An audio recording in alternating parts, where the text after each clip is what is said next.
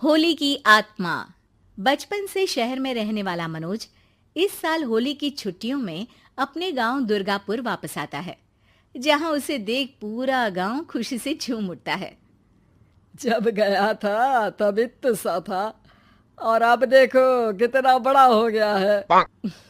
हाँ सरपंच जी, जब मैं गया था तब आप भी बहुत जवान थे और अब देखो कितने बूढ़े हो गए हैं आप। चलो चलो बढ़िया है, बच्चा घर वापस आ गया। इसी खुशी में आज रात पार्टी होगी। क्या बात है, गांव में भी पार्टियां होने लगी। वैसे अगर पार्टी की बात है तो आज क्यों सीधा होली पार्टी करते हैं। होली पार्टी की बात सुन चहल पहल में अचानक सन्नाटा छा जाता है, जिसे देख मनोज को कुछ अजीब लगता है, लेकिन तभी सरपंच बात पलट देता है। अब बहुत देर हो गई, चलो सब अपने घर चलो, पार्टी के बारे में कल सोचेंगे।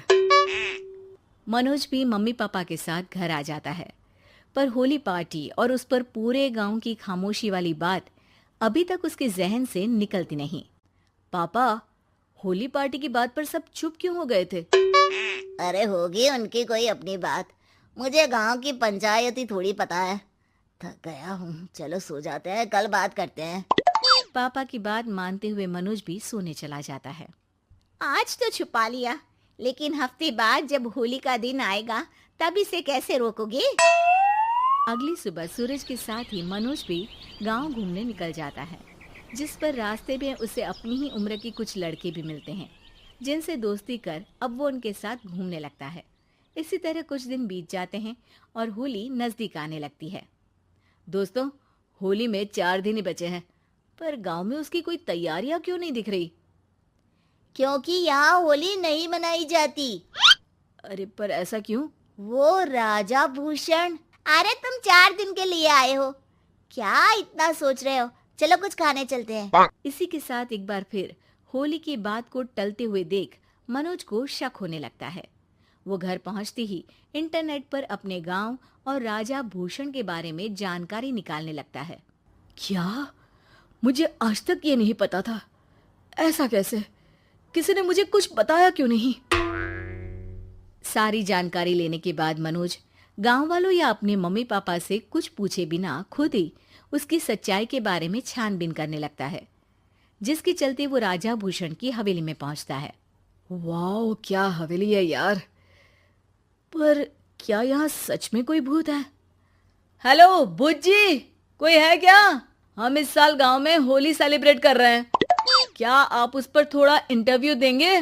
मनोज के ऐसा बोलते ही गांव में तूफान उठ जाता है और हवेली में रखी सारी चीजें हिलने लगती है। एक अदृश्य शक्ति मनोज को धक्का देकर हवेली से बाहर निकाल दरवाजा बंद कर लेती है। ये सब देख मनोज हैरान रह जाता है। क्या अभी मुझे हवा ने धक्का देकर बाहर निकाल दिया?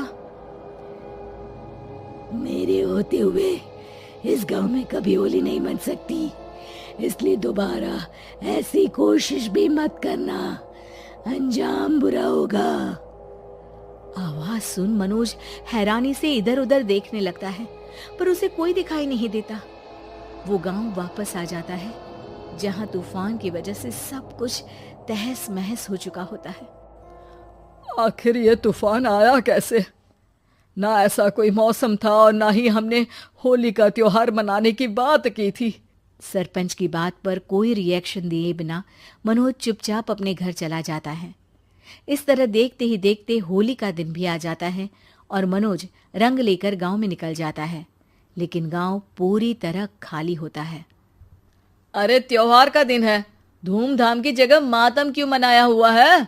मनोज की आवाज सुन सब अपने घर की खिड़कियां खोल के घर के अंदर से ही उसे वापस जाने के लिए कहने लगते हैं, पर वो किसी की नहीं सुनता। तुझे पहले भी समझाया था, अगर होली खेलने की कोशिश भी की तो अच्छा नहीं होगा। अरे बात मान लो बेटा, तुम्हें सच नहीं पता। मुझे सब पता है। सालों पहले इस राजा ने एक अंधविश्वास फैलाया और आप लोग आज तक उसे मानते आ रहे हो। अरे बेटा, जब तुम पैदा भी नहीं हुए थे उससे भी बहुत पहले से इस गांव पर होली का श्राप है। अगर गांव में होली का त्योहार मनाया जाता है तो प्रलय आना पक्की बात होती है। राजा भूषण इस सब में नहीं मानते थे और त्योहार मनाने लगे, जिसके चलते होली वाले ही दिन पहले उनके बेटे की और फिर उनकी मृत्यु हो गई।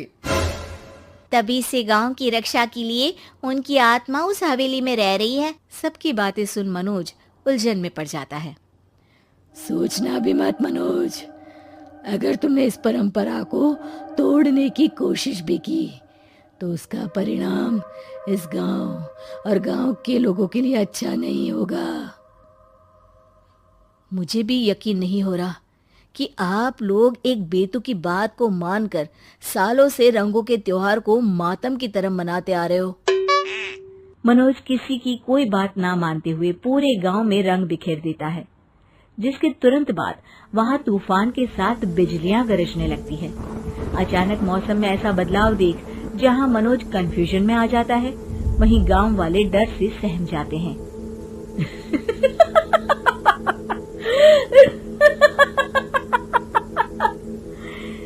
इस लड़के ने हमारे जैसे सिर्फ अपने स्वार्थ के लिए नहीं बल्कि पूरे गांव की खुशियों के लिए यहाँ होली मनाई है, जिस वजह से अब इस गांव पर होली का श्राप टूटता है। ऐसा बोलकर राजा का भूत वहां से गायब हो जाता है, जिसके बाद गांव के लोग धूमधाम से होली मनाते हैं। खुशियों के रंग गांव में बिखरे ही होते हैं कि अगली सुबह अचानक मनोज कहीं गायब हो जाता है और एक बार फिर गांव में होली का नया राज शुरू हो जाता है।